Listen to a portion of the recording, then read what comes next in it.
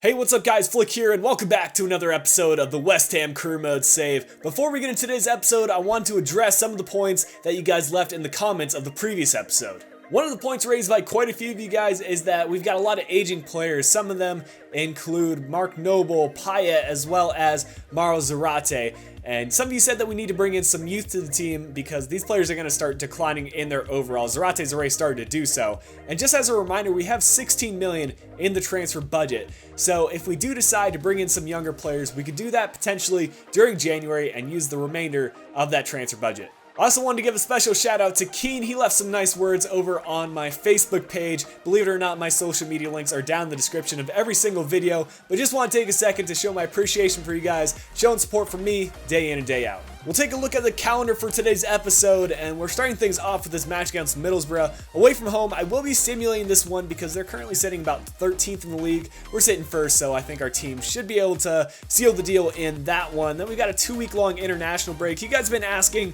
what my national team is, and it's actually England. I said I was going to do a Euro League run with them. That never happened, but the World Cup is coming up, so maybe that could be a good way to end off this career mode. We've got a pretty nice look in England's side. But then we got a match against Derby County. We're going to be simulating that one again. And then getting into the group stages of the Champions Cup against Real Madrid. That should be a tough test for us. And you guys have been saying I'm simulating a lot of these matches, and that's because I want to get through this season a little bit quicker than some of the previous seasons. We've got a really good looking team, and we're going to have Champions League matches to think about. So I'll be playing those. I'll be playing the key Premier League matches, as well as any other big matches like Stoke City or here against West Bromwich Albion in the Capital One Cup round of 16. And once we do get through this Middlesbrough match, I will show you guys a squad report as I usually do at the start of every month. We're going to go ahead and skip, and we win this one 2-0. They do get a red card, Aubameyang getting both of the goals, and he really looks to be contending as one of the top goal scorers in the Premier League this season. We'll get into the squad report now, and Ariza Balaga up to an 84 rated keeper at 22 years old. He just continues to amaze me with his training, and so balanced growth as well.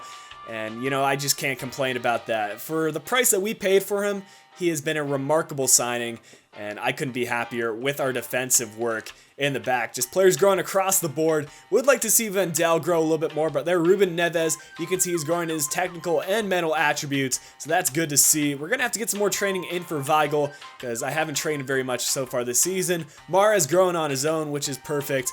And Samuelson, we need to get him some playtime as well. He was a pretty clutch player for us in the past, and I want to make sure that some of our original players are getting consistent playtime as well in this team. Magellan finally up to that 70 rating. We haven't really been training at all throughout this season, and again, he's growing on his own, and he's become quite the player. Up in those 80s now for the technical attributes and pretty good physical attributes as well. We'll round out the squad report to see if any final players do get any growth, but it doesn't look like that's going to be the case. I just remember that we need to get through some of the contract deals, so I'll be submitting offers over to Poyet as well as Young and Zarate. I'll get into that now and show you guys that they do accept it. Poyet's going to be getting a bump in his wages as well as his squad role. A slight bump in Sebastian Young's pay as he gets an extra 10 grand a week. And I've thought about this Zarate contract deal. What I'm going to do is let it run out. I think that would reflect a little bit more realism considering he's already left West Ham in real life, so we're just going to let his contract run out.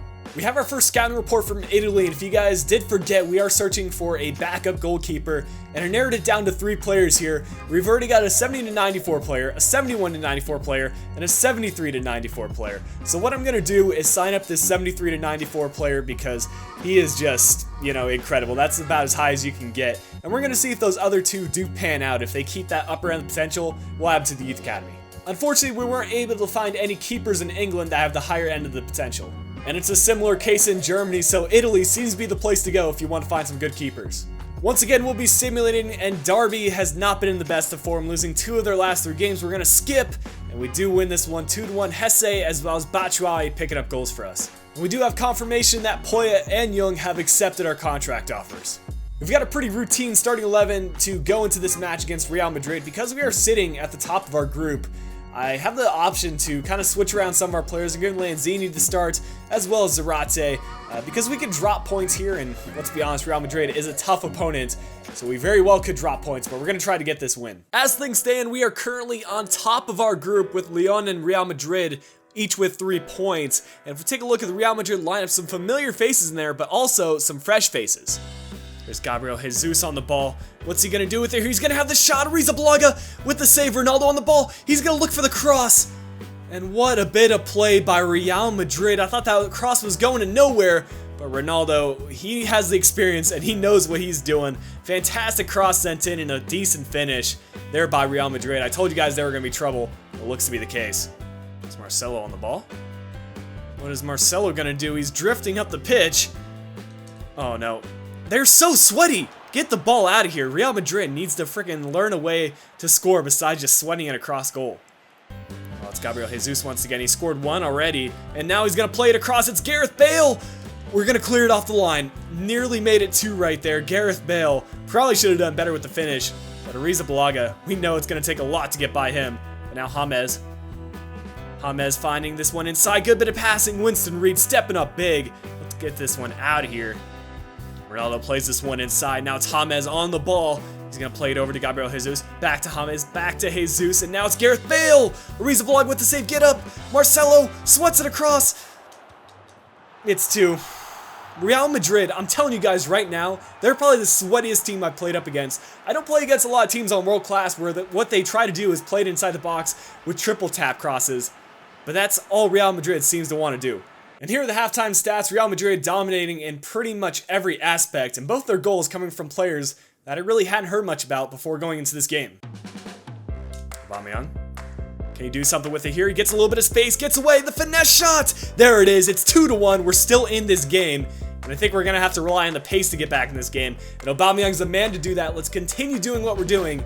Maybe we can tie this one up. And Tep, good stuff by him. Can he cut inside? Trying to get around this Real Madrid defender, and here he finally does so. Can he just cross it in? Beautiful cross. Horrible finish. Get inside the box here. This is good. Orfa, can he shoot it? Oh, what a save. And cleared out once again by Real Madrid. We're going to keep possession, though. It's Mark Noble. He's going to try to play this one over. And it's Batshuayi. He's got fresh legs. He takes out a player. Don't tell me this is about to work. Oh, that's a foul, ref. We get a penalty in the final minutes of the match. I cannot believe that actually worked.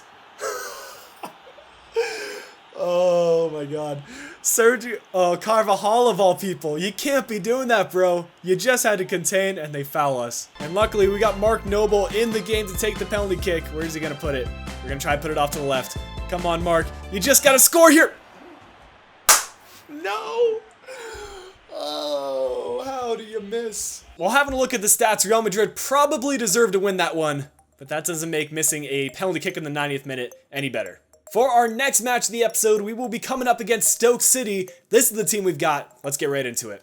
As was the case at the start of the episode, we're still on top of the Premier League. 4 points separates us and the next best team, and Stoke City have made quite a few transfers since the start of career mode. Oh, it's Peters on the ball. He's going to look to play this one inside.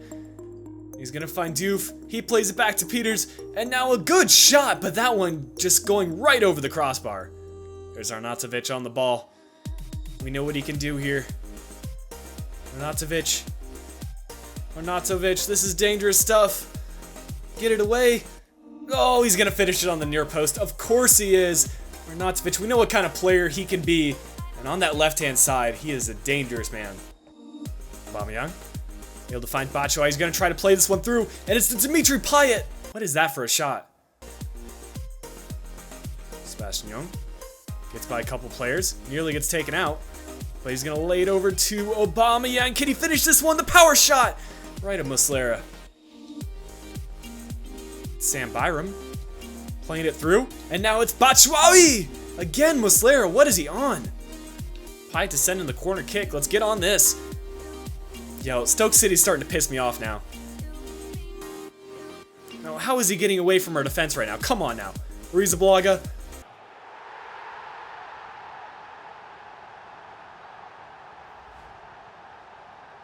How does he get through all our defense right there?